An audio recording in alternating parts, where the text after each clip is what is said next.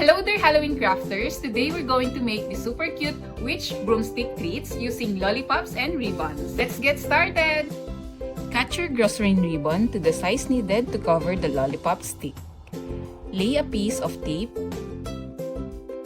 Cut the ribbon and assembly in half and wrap it around the lollipop stick, securing it with tape. Cut a small brown ribbon and wrap it around the top of the broomstick.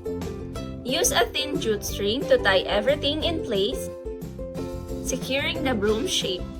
Make as many as you like, perfect for the spooky parties or fun Halloween treats.